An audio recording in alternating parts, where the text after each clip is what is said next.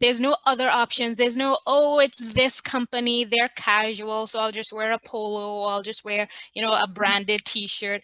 No, first impressions are important, and a suit is never a bad idea for a first impression. And may I add this part as well? If you're wearing a suit, commit to the whole suit, okay?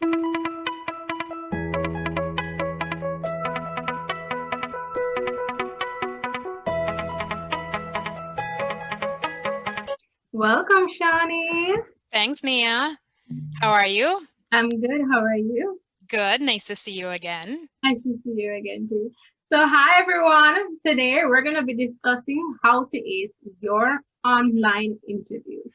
So, because of COVID, pandemic, all of that, your interviews are now moved online, whether it's Zoom, Microsoft Teams, Google Teams, whatever it is.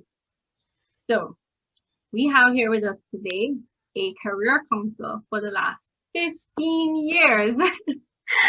She has helped hundreds of students with their career journey, all of that. And so today we're going to be talking about what you need to do before, on the day, and after your online interview. So let's start. So Shani, let's talk about what do we do before this dreaded interview now that it's online? A lot of people think that it's so different now that it's online, but in a lot of ways it's similar. It's just, especially in the way that you're going to prepare for it. The main difference, of course, is you're now, a screen separates you and the other person that you're speaking to. The prep is similar, but there are differences, and I'll get into that. So in terms of how they're similar, you need to prepare and you need to research the company. If you don't know about the company that you're interviewing for, that's going to be terrible from the get-go. I tell a lot of my students that I interact with that you need to treat the job hunt like you were writing a big paper, right? So you have your information that you would need for your paper to put it in, and you know very clearly all the info that's going to go in your paper. You need to treat the job description the same way. You need to know what they're asking for. Do I have those skills? How do I articulate those skills that I have? So knowing the job description, the role that you would have, and knowing a bit about the company too. So researching the company, having all that info is very important to begin with. That's the first thing. The second thing is then getting practice. Practice is so important. So doing mock interviews will help tremendously. Knowing the type of questions that you'll probably be asked. So there's general interview questions, there are behavioral type of interview questions, and I'll go a bit more into the questions when we talk about the during, but you have to know the different types that they're going to ask you ahead of time so that you could practice appropriately. And then the best way to practice is with a person doing a mock interview, because you can look at a question and say, okay, for this one, I'll say XYZ, and you say it in your head. But then in the moment that you're in front of a person and you're asked it with a bunch of nerves running through you, all of a sudden that thought that you had that you would say comes out completely different. And you're like, well, gosh, goodness, that's not what I meant to say or how I meant it to sound. So doing a mock interview will help you get all those things out, and you'll get feedback from someone to see how it sounds, to improve, and continuous improvement until you're ready. And I recommend not necessarily doing just one mock interview, but several mock interviews. Another way that it's similar is the dress. And I have to say this with emphasis, the dress, because a lot of people think, oh, it's a virtual interview, I don't need to dress up, or I don't need to look nicer than I usually do. You absolutely do. In fact, the camera will catch a whole bunch more than if you were in person and then a bird flies by and they're distracted easily. You know what I mean? So it's you and them on the screen. And I have to say this too. A suit, people, a suit, because there's no other options. There's no, oh, it's this company, they're casual, so I'll just wear a polo, I'll just wear, a branded t-shirt. No, first impressions are important, and a suit is never a bad idea for a first impression. And may I add this part as well? If you're wearing a suit, commit to the whole suit, okay? Just because you're home and you'll be sitting doesn't mean I'll wear a shirt and a jacket on top and my pajama bottoms below. Because goodness gracious, what if something falls that you have to pick it up? Or what if you need to get up for a minute and there's SpongeBob SquarePants on your lap? You know what I mean? So you don't want to have an incident like that. Don't take for granted that you are sitting and you probably won't move. Commit to the whole suit. And then of course the way when you know the whole thing, when you look nice, you feel nice. To feel Is that is you're that how just it goes? for success. Yes, exactly. That's exactly what I meant to say. Yes. So your dress is important and how you feel is important. You have to look professional in order to portray the professional part. Now, in terms of how they're different, like for example, if you were going to an interview, I'd say plan for traffic depending on where you're living and how early you have to show up. Well, you don't have to plan for traffic, but you do need to plan for technology. So I recommend highly that you test your technology out before, make sure your Wi-Fi is reliable, make sure that there's no gimmicks or anything or glitches that happen often, or if it's a certain time of day where, bandwidth is low or high, you just make sure that you are having a secure network when you secure Wi-Fi when you're doing this. And then minimizing distractions. Now, this part is fun because most times people know with COVID, you're home and you're with family and their pets, and there's Amazon that makes dogs go crazy.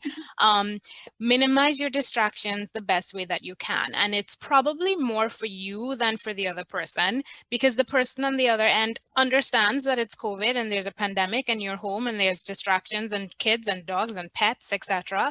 But I think if your dog goes crazy for the postman, or something happens, someone spills a cup of juice in the corner, you will lose your train of thought. You would be panicked. You would wonder about if they heard that, or you'll be so embarrassed that it will probably do more damage to you than the person on the other end. So try your best to minimize distractions. Sometimes there are libraries, if your home situation is not conducive for interviews, sometimes there's libraries you can go to, public libraries where you can rent a room with a closed door, that you can do those things for. I don't recommend places like Starbucks, or depending on where you are, a public coffee shop, because people are in and out and people are loud and people don't care what you're doing there. So always try to be in an enclosed space with minimal distractions. Speaking of distractions too, make sure your background is either blurred or a simple wall behind you. I know there's lots of options of backgrounds on Zoom as well. You can pick one of those, or not Zoom, but any platform.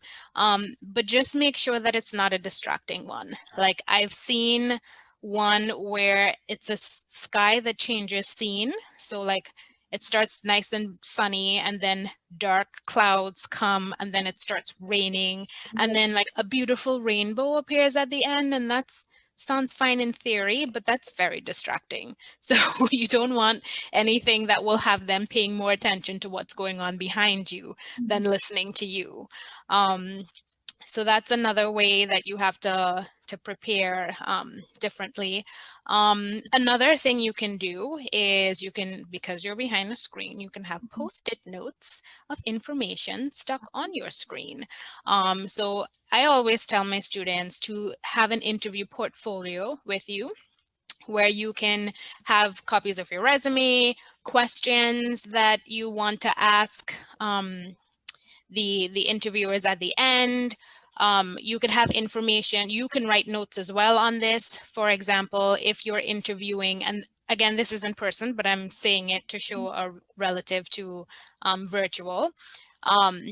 If you're interviewing with a panel and there's like 4 to 5 people sitting in front of you, when they introduce themselves, you can write on your notepad if Jen sits here, Maria sits here, Paul sits here, so that when they're asking you questions and you're answering back, you can say, well, Paul, that's a very interesting question. Or thank you, Maria, I really enjoyed your question. And that's impressive. Oh my goodness, she remembered our names. Oh, you wrote it down. Zoom and WebEx and these platforms are a little easier because your name's on the screen, so that helps. But with this interview portfolio, how it translates to online is that you can have these post-its. So you can have a post-it of, and another thing to prep, what are the top 10 things that you want this employer to know about you by the time this interview is over? So regardless of what they ask you, you know that these are my top skills or my top attributes and my top experiences that you want to be able to talk about. And then you could have it stuck on the screen and they won't know what you're looking at because it's right there. My advice with that is don't write long paragraphs of things you'll have to read because then you'll be like, well, the one time, right? So just one word tips that would prompt what you would need to say with those things. Another thing you don't have to think about in a face-to-face interview is where your camera is and where it points. That's another important point as well. You don't want it too high, but you don't want it too low. You don't want it too close. You don't want it too far. And I know there's some situations where students have to use a cell phone or use an iPad and it's propped on the table at an angle. Make sure that angle isn't up your nose because you don't want that view for an employer. So try to make sure that it's as level as possible. And another tip as well with that camera, try to look at the camera when you're speaking versus at the person when you're speaking. So for example, I'm sure you see right now, Nia, that I'm looking at you on the screen, right? Because of where my eyes are. But now I'm looking into the camera and I'm sure you feel the difference with eye contact with how we engage. So in person, eye contact is very important for a connection and we're losing that behind a screen. So a semblance of this eye contact could be you looking directly at the camera itself and not the Nia on the screen. Did you see the difference there? My thing with that is, I know we said that we don't have the same connection as in person, but if I look at the camera, I'm going to get it feels so different because I want to look at you and I want to hear what you're saying, your facial expressions. But I'm looking at the camera, I feel like a robot, like I'm just listening and I'm just talking to this camera. But I want to look at you. Yeah, now I'm glad you said that because when you're in person with someone, are you just staring at them like this the whole time? I tell my students, eye contact, but not too much that it's creepy. So the same goes with this too. You don't have to like awkwardly stare through the camera the whole time, but enough that when you're speaking, maybe you glimpse every now and then you can look down every now and then to make sure that there is some kind of connection. It's not going to be a real connection, obviously, but it does make a tinge of a difference, I suppose. It's not like if you don't ever look at the camera, you're going to get points taken off in your interview. Question, Johnny, is there such a thing as over preparing?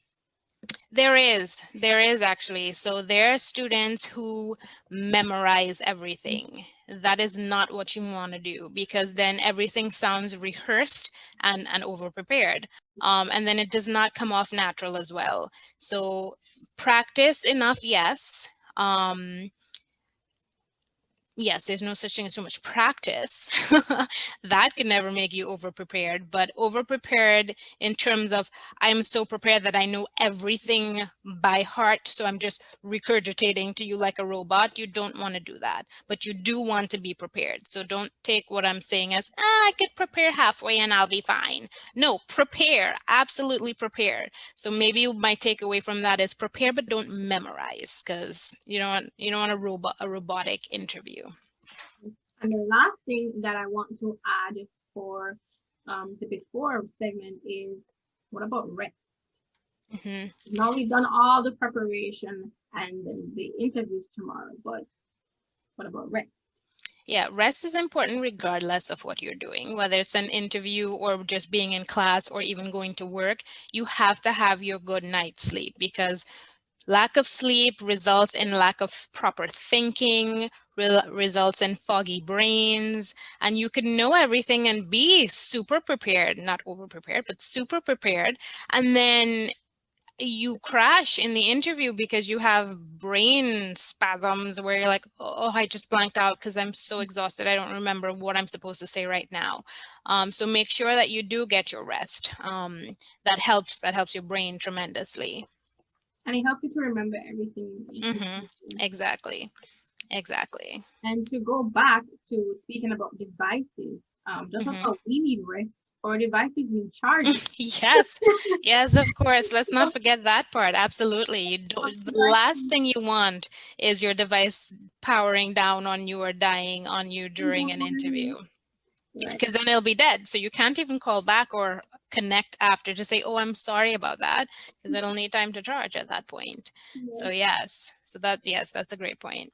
Okay, thank you for those before tips, Johnny. So now we're moving into on the day. So it's the big day. What's the first thing that we do? How about we start with what time should someone log in?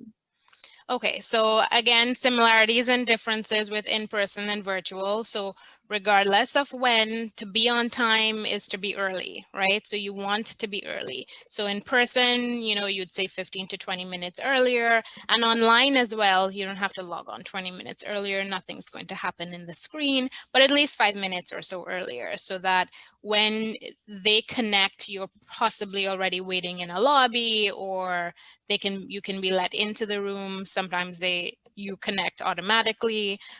But during that time of the waiting, it is absolutely okay for small talk. Small talk is something that students fear tremendously, but it's something that should be natural and will help you make a connection with the person. So how's the weather? How's everything going? How's your work from home experience? Or have things been busier because of COVID or not, or that sort of stuff? It's okay to have small talk if you are let into a room early. If you're let into a room early and they're busy trying to get things ready for you, don't try to throw 100 questions at them at that point. But gauge the temperature in the room to see how you can infuse some conversation, because think about how many people they're probably interviewing, and you also want to stand out and to make them remember you in some way. So having a small talk while you wait is important. It could be helpful. So we must enter about 5 minutes before. Yes, just about. Okay, so we've logged in 5 minutes. We have tried the small talk and then our attire. So we need to make sure that our cameras are on us. And I know you said when in doubt, wear a suit. So we have on this lovely suit from head to toe, but how do we position our cameras to show off this suit? Do we get close? Do we get far? What should we do? Yep, shoulders up is fine. Like, you don't need probably any more than I'm doing right now. You want to make sure that you're in the center of the screen, on my center, on my left, and that no part of your head is cut off, because sometimes some people, the angle is too much. You don't want to be so close that it's intimidating to the other person as well. Sometimes, and I've seen it happen, if you're interviewing and it's several people in a room, they project you on a big screen in their room. So you will be large and in charge. So you don't want to be so close that what they see is this head attacking them in this room. So from chest up, shoulders up is appropriate. And it's okay if they don't see the rest of the suit, as long as it gives the illusion that you are wearing the suit. Well, it shouldn't be an illusion, the fact that you're wearing the suit. And again, like I said in the beginning, commit to the whole suit.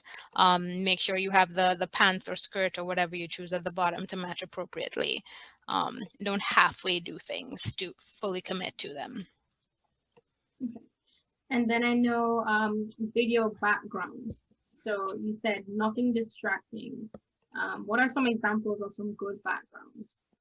Plain and simple, just a plain solid color could be fine. I've seen a lot of college students right now are having these tapestries that are quite beautiful, just with simple print on them. You are allowed to do things like that to show a bit of your personality or your flair.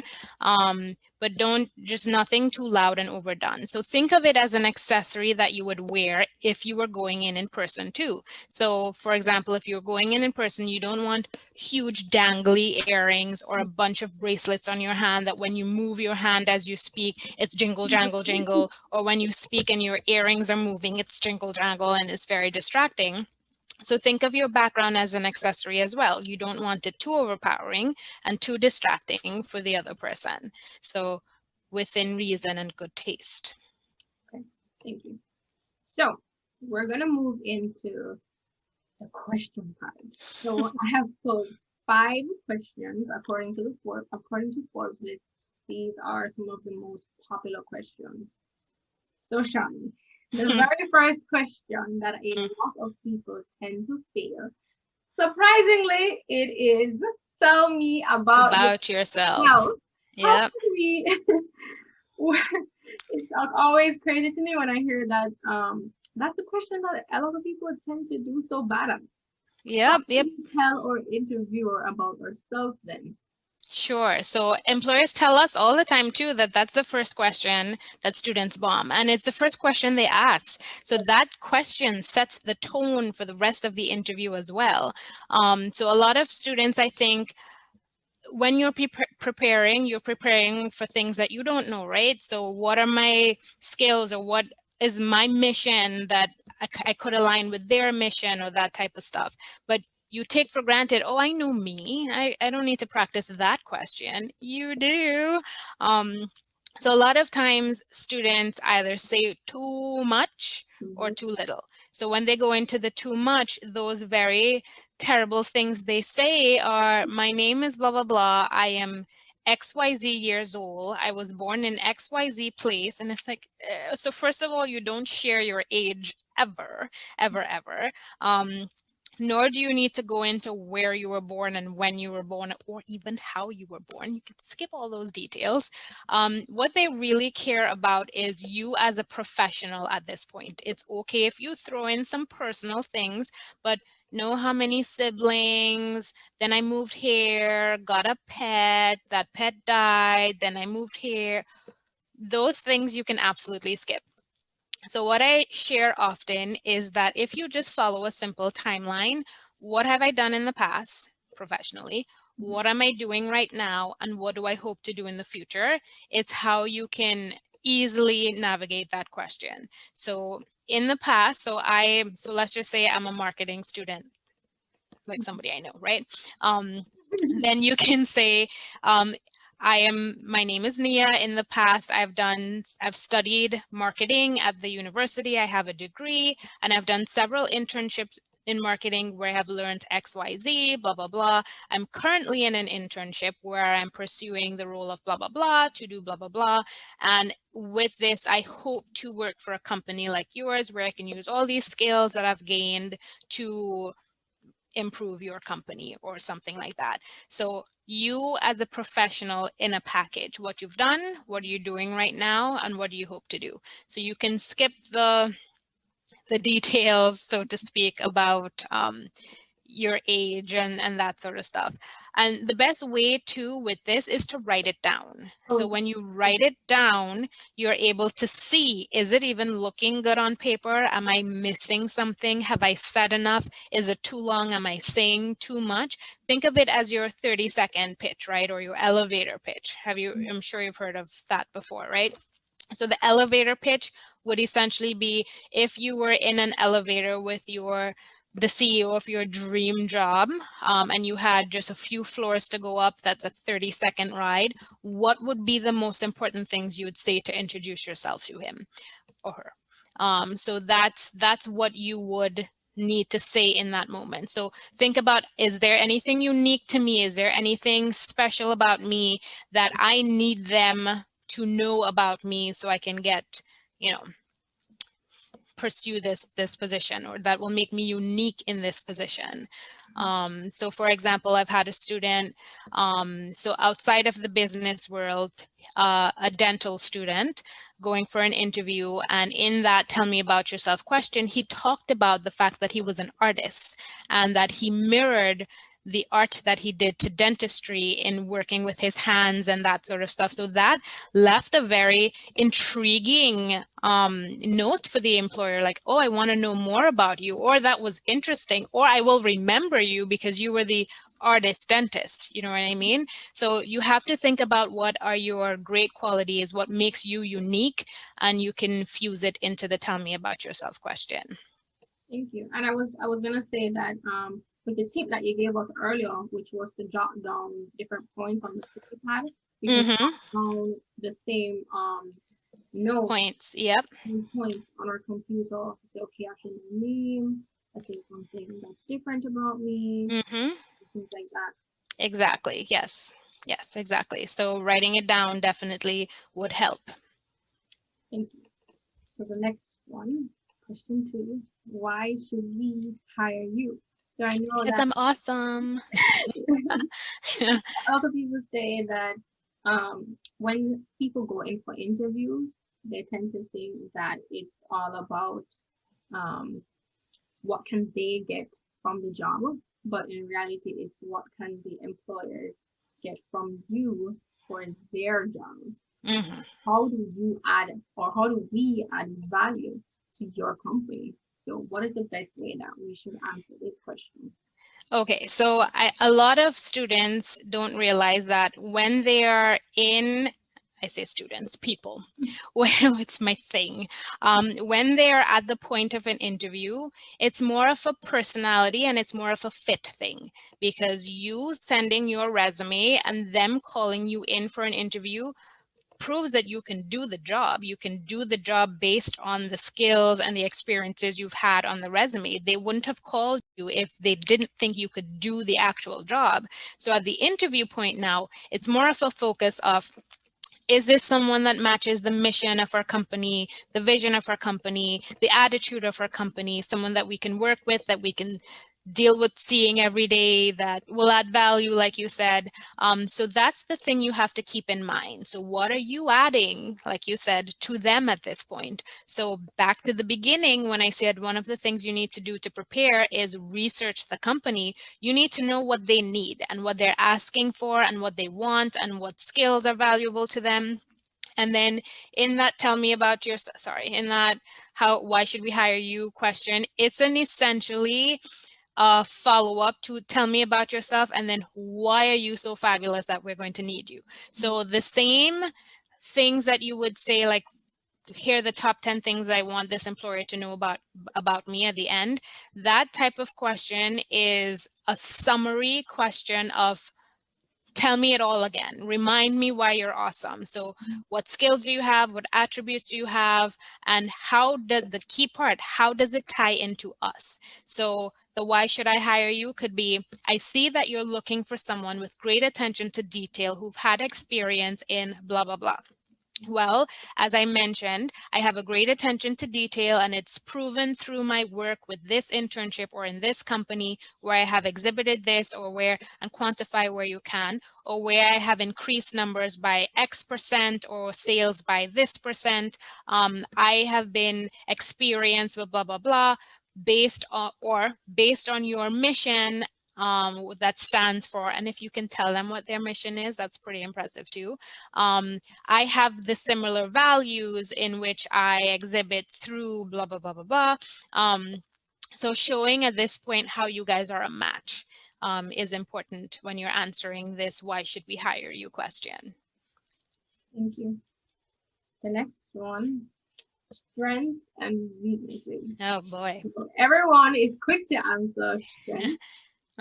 And, based on research, weaknesses. So when they ask you what's your weakness, a lot of people will say, I have no weaknesses. Why would I That's I'm a weak? weakness. Why would I tell you that I'm weak if I'm supposed to be a strong addition to your team? So Yes. I know you can go on and on about strengths and weaknesses, but briefly, how can we answer the question, what are your strengths and what are your weaknesses? Okay, so there is, like you said, Nia, so much I can say about this. So I'm trying to compartmentalize what's most important to say first. So very first though is when if they ask you that question together, what are your strengths and weaknesses? Please answer the weakness first. Don't go straight to the strength just because I want to say how proud I am of the strengths of mine and I'll dazzle you with them. And then I'll mention a weakness and that's what you'll remember because that's what I said last. Say the weakness first so that you could end on a positive note. So that's the first thing. Now, the weakness part, you you don't want to say a weakness. So it goes back again to researching the company. You don't want to say a weakness that's one of the most important things they are looking for in a candidate. So if they are looking for someone, and I'll go back to with great attention to detail, don't say, yeah, I'm not really good with detail. Don't pick something that they have said is important or valuable to them. Now, answering that question is tricky because you have to actually find something that's sort of a weakness. But the important thing with answering this question is to flip it into a positive. So, for example, you can say something like, I tend to always think I can solve problems by myself, which shows, okay, you're a good problem solver or you're an independent worker, you like to get things done. But then saying something like, but I found that working with a team, or sometimes I can't solve all the problems by myself and I have to work with a team. So I have been improving my problem solving skills by not just relying on myself to solve the problem alone, but working with a team and getting other people's valuable ideas and opinions to solve the problems together. I'm not sure that that was the best example I can give you, but it's all about saying, here's my thing, but here's how I'm working on it to make it a strength, or that working on it could be a strength for your company. So it just shows, okay, that's good because she is a problem solver and she's a go-getter and she'll get it done. But then it shows too, oh, she's flexible and she wants to work with people and she wants to work with a team to solve problems together. So that's sort of how you can answer that weakness question. And then, of course, when you move to the strength, you don't want it to sound so overly conceited. So when you say a strength, though, and when you say weakness, back it up with an example. So an example is important. So not just saying, I am an excellent leader, the end.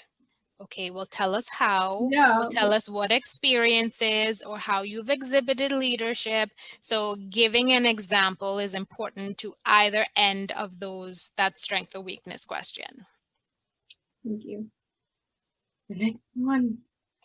Describe a difficult situation and how you handle it. So previously I was saying to you that sometimes, you know, people tend to go for these examples that are far off than what they're kind of looking for, or example that doesn't reflect what the company is looking for from you. So how do we find the best examples? And I know that probably a lot of people have different kind of examples. So which example do we pull from so that it can Okay. help us in the interview? Okay. So it's first important to know that asking any type of question like this is a behavioral question. So I think I mentioned in the beginning, there are general interview questions and behavioral type of questions. These behavioral questions are based on past behavior predicts future behavior. So they're asking you to see how you dealt with a situation in the past, because it's likely how you'll deal with it in the future. So that's really what they're looking for at that point. So when you're pulling from your list of experiences, one, you need to pull something that's relevant to them. So for example, if they're a company that deals with technology, and it will be nice if you brought up how did you deal with a difficult technology situation to relate, although answering any type of questions will still show transferable skills of dealing with a problem. But you don't want to give an example of like, the gardener didn't cut the grass the right way, so it was difficult to try to tell him to do it over. Not like that, you know what I mean? And when you're answering these type of questions, to not stray from the point, There's an acronym called STAR. So using a STAR example, and STAR stands for situation, task, action, and result. So if you keep that in mind when you're answering a question, so for example, you ask me, tell me about a time you dealt with a difficult situation. Let's just say I'm a sales associate in a high-end retail store. One of the things I can say, if I didn't follow a STAR example, could be, oh, so there was this one time I was in the store and this lady came in and she was going on and on about returning an item, but it was past the return date. But you know, she usually comes to the store, she usually shops all the time. So I didn't really want to piss her off because she's a frequent customer. But the thing that she had couldn't be returned. And, you know, people can easily get lost going on and on with the story. But if I kept STAR example in mind, I share, well, the situation was we had a very faithful customer that tried to return an item, but it was past the return date. The task is, so our store policy is to make sure that our customers are always happy. So the action I took is, although her thing was past the return date, I went to the back to speak to my manager to explain the situation and see if this one time we can give an exception to have her return this item. And it resulted in him agreeing and us letting her return said item past the date. And she was happy and she continued to shop with us and showed her loyalty to the store.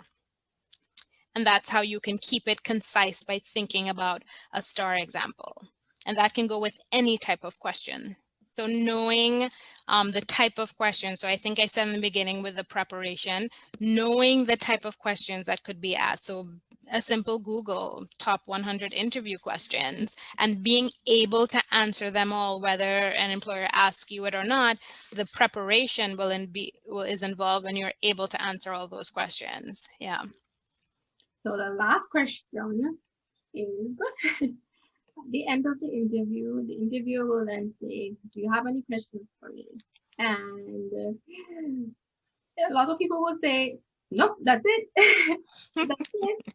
Is this a good or a bad thing, Johnny? It's a terrible thing. You don't do that. So you should always have a question for them. So it shows that you are just as interested in them as they are in you.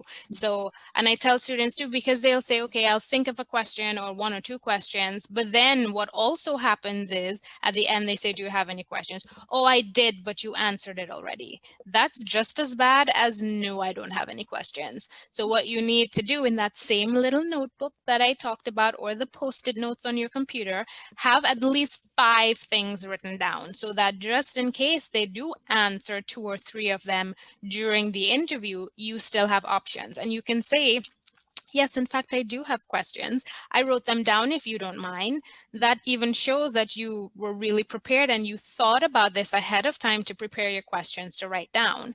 And you could say too, oh, 2 of the 3 questions you did already address, but here I have a third one. My tip with the questions that you are going to ask, and not that I said you might ask, that you are going to ask, are questions. Don't ask anything that's obvious on their website. So don't ask anything like, so what's your mission?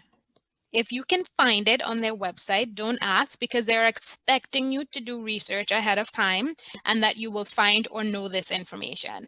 You can look up the company, for example, on the news, and you might see that XYZ company just donated trees to some area that needed it, or that they were in the news for being one of the top 50 places to work or something like that. You can say, oh, I saw on the news that, or I read that. Can you tell me more about it? Or how did you come across the blah, blah, blah? So it could be as far reaching as that, or as simple as, can you tell me what the day-to-day is like in your position? You can even ask, how long has this position been open? Things like that, because you also want to know, right? Has it been open for a whole year and they couldn't fill it because why? Is it because the person that you might report to is an evil monster that eats their customers? You don't want to get into a situation too where you're uncomfortable. So you have to ask questions that's genuinely going to show you are interested in them, and for your well-being in the company as well. Good tips. So The interview is over. Oh, thank God. You can take a deep breath now. But what do we do when it's over? We have to sit down, cross our fingers, and hope that they'll reach out to us. What steps do we take now that the interview is finally over? Maybe it's an hour after or the next day. What do we do then? Well, you should wear your suit until they call you. I'm just kidding. Don't do that. So a thank you email or a thank you note. We always recommend handwritten because it's nicer. People don't do it as often, so it's more unique. But in these days, that's harder to do. So an email works just as fine and just as effectively. So you want to send a thank you email, especially because it's online within 24 hours, let's say, to show that you are appreciative of their time, that you enjoyed talking with them. And it will be good too if you can share something unique that happened in the interview. Like, I really enjoyed our discussion on, I really love learning more about blah, blah, blah. Or even the small talk that you had earlier. It was nice hearing that, you're happy at home and it's working out for you. Well, you don't want to make that sound sarcastically if it's not working out for you, but you know what I mean. Find something that you guys connected with, and you can bring that up in the thank you so that it can show that there's a connection made. Usually after the thank you, hopefully you hear back from them, but you can also ask in that, when would you expect to hear back from them? And it's important for you to know the timeline. And this is okay too to ask in that, do you have any questions for a section 2? What is your timeline for filling this position? Because it could make you crazy if, for example, they're interviewing in March to not start a position until July 1st. Well, you're job hunting and you didn't know that they were on such a long timeline, and you had other interviews as well, and other people are calling you back, but this is your dream job, so you want to hear from them. Maybe 2 weeks pass and you didn't hear from them, and you think, oh, pooey, I'll go with this other job then because I'm not going to get this other position. And then 2 months later, they call you. And then you're in a position where, do I leave this job for them? So to avoid all of that, what you can do is ask that question ahead of time. What is the timeline of you filling this position? How soon can I hear back from you? It's something that you can ask as well. So that way too, you're not calling every 5 minutes as well, because you know exactly where they stand with that. Right. And then the next one is, so they've finally gotten the job. Woohoo! Yay. So they have an offer on the table.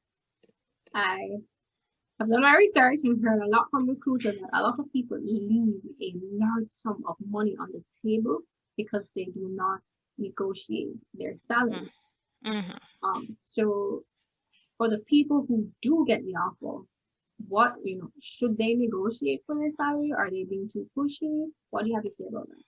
There's no such thing as being so too pushy when it's time to negotiate, because like you said, you could literally leave thousands of dollars or walk away with thousands of dollars with the way you negotiate. I would say 99% of the time, the amount that's listed is listed with the knowledge that the person would negotiate. So they always list the lower end of what they're willing to pay to leave room for, okay, so they'll probably negotiate just above this much that we're willing to pay.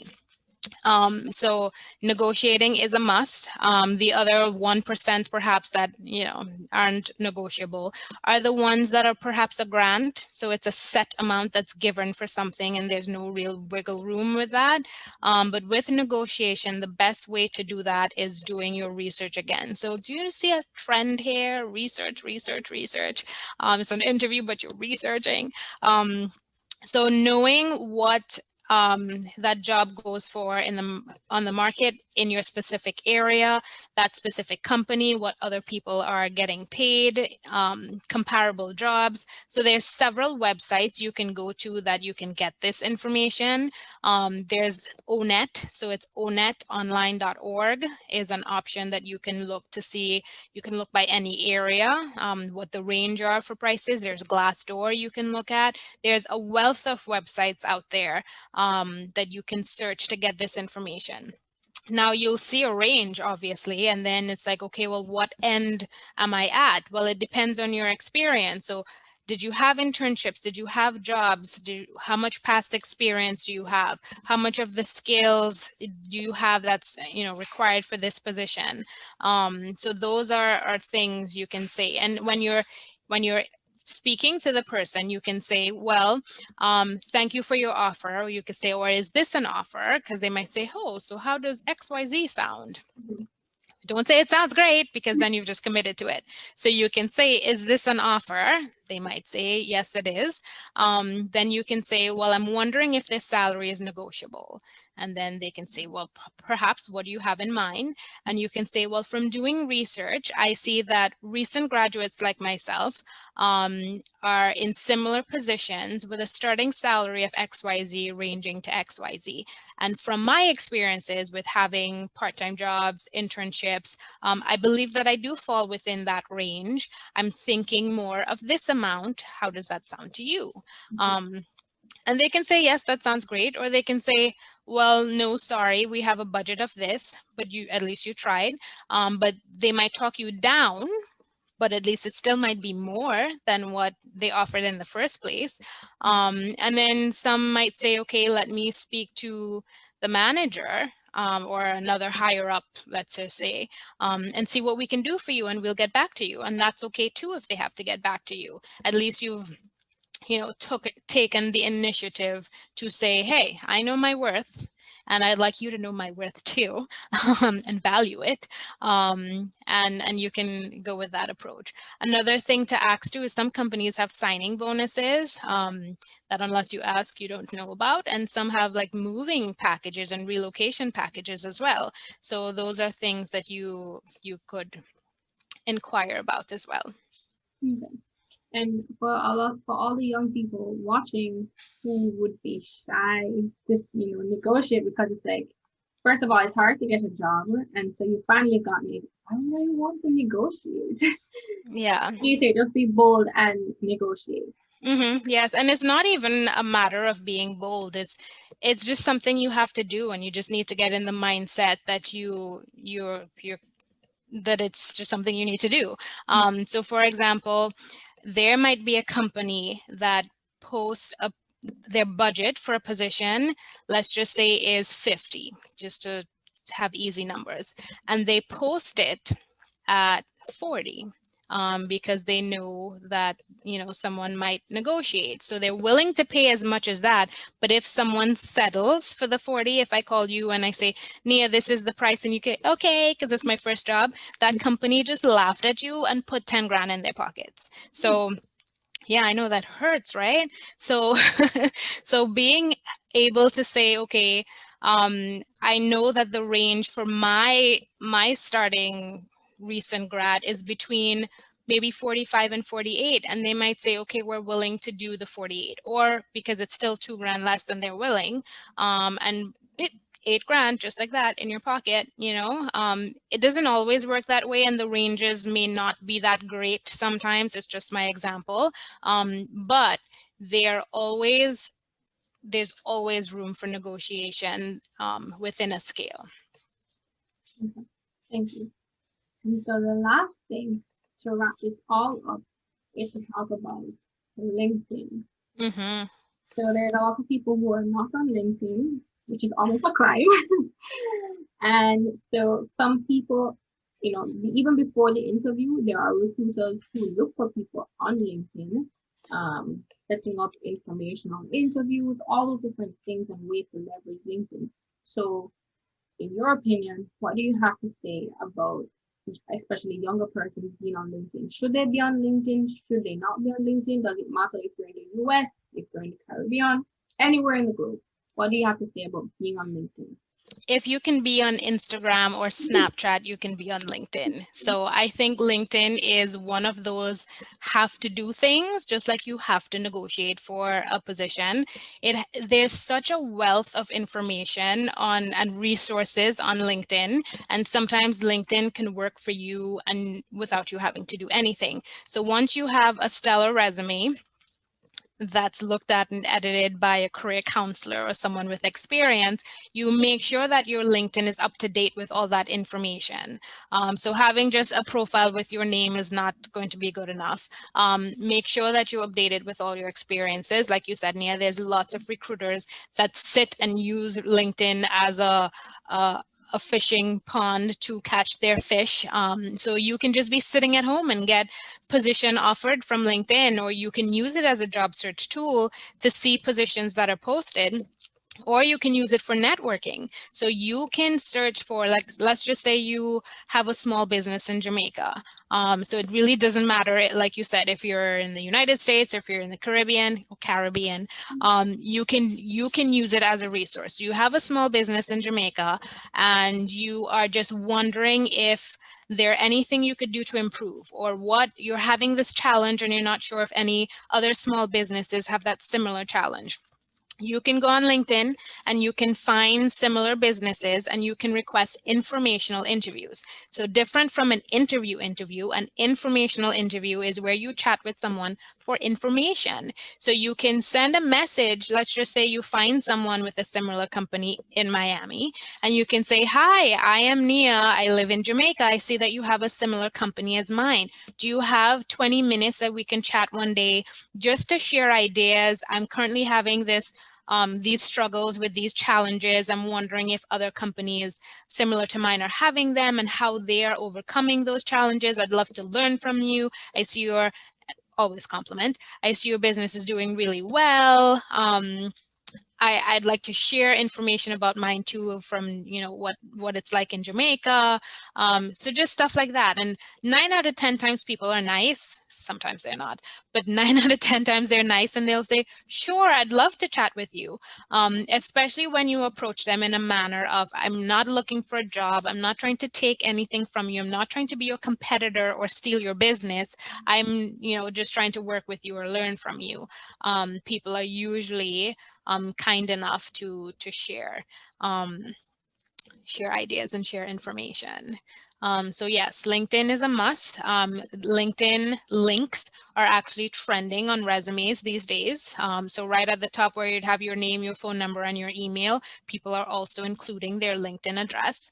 And LinkedIn has very neat features too. So when you go somewhere, instead of go somewhere, it's COVID, nobody's going anywhere. But if you did go somewhere, like at these conferences, instead of sharing business cards, you can open your LinkedIn and there's a QR code that another person can scan and then you're connected to them. So if you want to get with technology and get with the times, you should probably get with LinkedIn. Yes, and there are lots of jobs that are posted on LinkedIn, and LinkedIn has the feature you can smart apply. So once you've updated your entire LinkedIn profile, you can just click smart apply and it will take the information from LinkedIn onto the application, and it's easy, you've applied for a job. Yes, it's very easy, and it like I said, it can work for you without you having to do a lot of work. So I highly recommend it. So you heard from Shawnee, get on LinkedIn, build your profile, and build your connections, because there are lots of, when you have 500 plus connections, you're a little bit more marketable on LinkedIn, and the higher professionals tend to be more attracted to accounts and want to connect with accounts that say 500 plus. So the earlier you start working and building your connection list on LinkedIn, the better off you'll be. So, yes. just want to thank you so much, Shawnee, for taking the time out today for sharing all these helpful tips today on how to ace your online interview. So we spoke about what to do before, during, and after, and the fact that you should be on LinkedIn and LinkedIn. So, if you didn't hear in the beginning, Shawnee is a career counselor for the last 15 years, helping hundreds of students. And so I hope you were able to take away the lovely tips that she had today. And we thank you again, Shawnee, for sharing. Thank you for having me, Nia. It was nice chatting with you guys, and I hope the information was helpful to your listeners. Thank you. So thank you to all my listeners and viewers everywhere, near and far. I hope that you enjoyed this video. Please don't forget to like, share, subscribe, and comment below. And I'll see you in the next episode. Take care.